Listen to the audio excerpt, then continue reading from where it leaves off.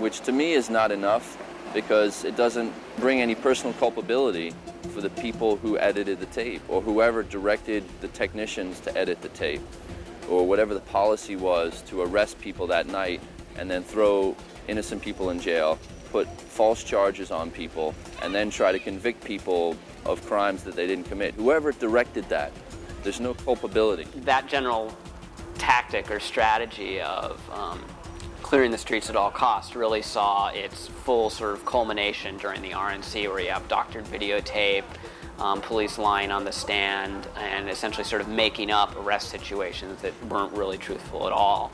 And that strategy has really continued with the criminalization of the mass since then. To top it all off, now they're suing Time's Up with this lawsuit to additionally try to sort of punish us for the way that we've stuck our head up and our neck out in this during this situation. The City of New York is suing four environmentalists and an environmental group that I volunteer with called Time's Up. And in this lawsuit, it's rehashing basically what was in the federal lawsuit of last year, saying that it's unlawful to ride in a procession unless you get a permit from the police.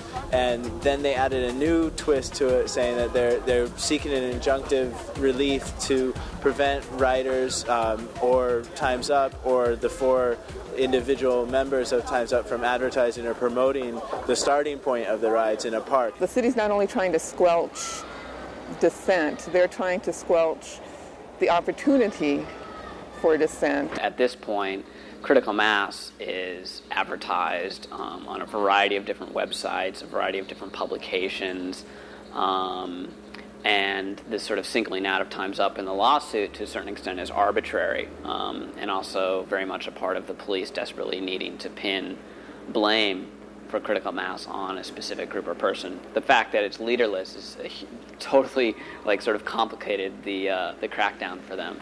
It's been 10 months already since the arrest, and there have been 14 court appearances altogether, including the trial, which lasted for 7 days. In the end, I was found not guilty of the obstructing vehicular traffic charge, but on the charge of parading without a permit, I was found guilty. This is not going to change anything. It's not going to change people driving cars in New York City. It's not going to happen. It's not. Hey, get the fuck out of the road, you fucking beatniks. Take a shower. All these people doing something so beautiful when so many people prefer to transport themselves in such a toxic manner. Cars are such a big item. Everybody's trying to get a new SUV every year or some kind of status symbol. So it's very difficult. People see a bicyclist as a poor person or just not a good sign for a progressive city. People here are in a system that brainwashes you from an early age that you have to consume and that you have to drive a car and then you have to have an $80,000 vehicle that you don't need. Owning and operating a motor vehicle in New York City costs $10,000 a year, at least. I mean, insurance, parking, all gas, everything's going up. I think that's one reason why we've seen an increase in cycling and actually a decrease in vehicle ownership in New York City.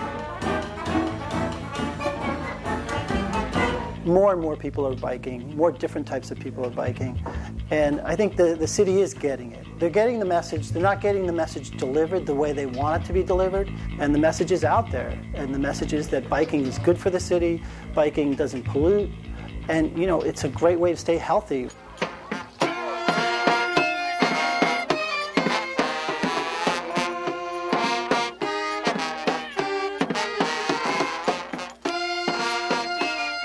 The Critical Mass people have been very effective, and as I said, at breaking through the straitjacket of fear that people are living under these days for a whole host of reasons, but most specifically, the likelihood of being brutalized by police. I mean, from the police perspective, they desperately want to stop the mass, and they haven't been able to.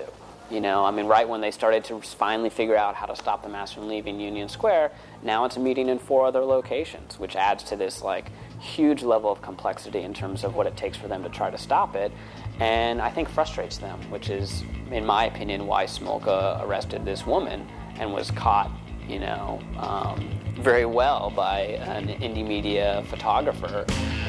A young lady was moving down the road here on her bike. She wasn't completely riding it. She was pushing it along, but it was under her legs. And the chief of police, Chief Smoker right there, grabbed her and tried to rip her off the bike. The mood has changed because people don't want to get locked up, and who can blame them? The mayor and the police commissioners seem to think that they can control everything we do on the streets of New York.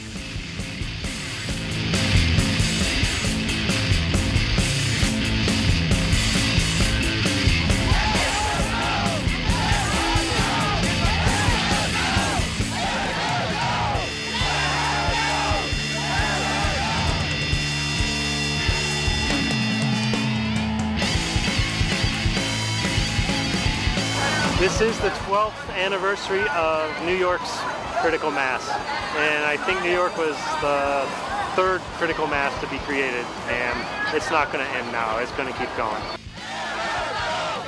The minute that you stop participating in an event that you believe in, the minute that you are altering behavior, is the minute that you have lost your First Amendment rights. Fascist! The mayor and the cops are using critical mass as a test case, I believe, against all protests. Critical mass bike riders are not criminals by any stretch of the imagination, and it's all out of whack. Something's run amok here, and we got to get it back to where it was before the Republicans came in August of '04. Critical mass needs to go beyond itself, not as a bicycle experience, but as a social experience. There needs to be more going on that partakes of the logic of social spaces that escape the market, that escape the pervasive domination of really pecuniary calculation and monetary remuneration.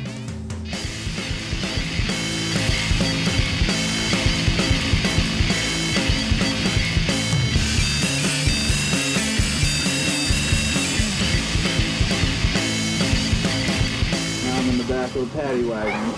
Well, at least we're not wasting gas. We're carpooling. If I wanted to ride in the truck, I'd have fucking bought one. I have a case pending. Did you take an ACD? No, I'm pleading not guilty all the way because I don't think I should be charged with a crime for riding my bike. Another thing, just because I got arrested a second time doesn't going to stop me from riding my bike at next month's critical mass bike ride.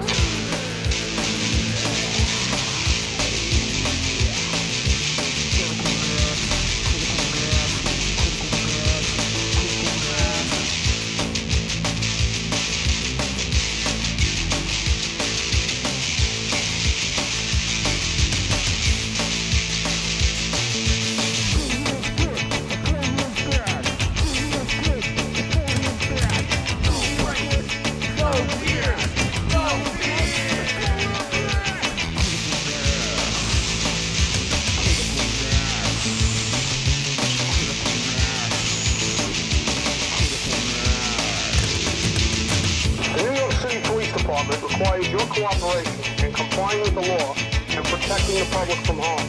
It is dangerous and illegal to ride a bicycle in a procession.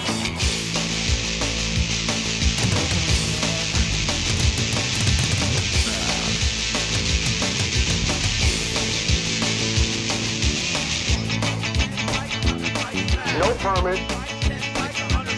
No permit. No permit.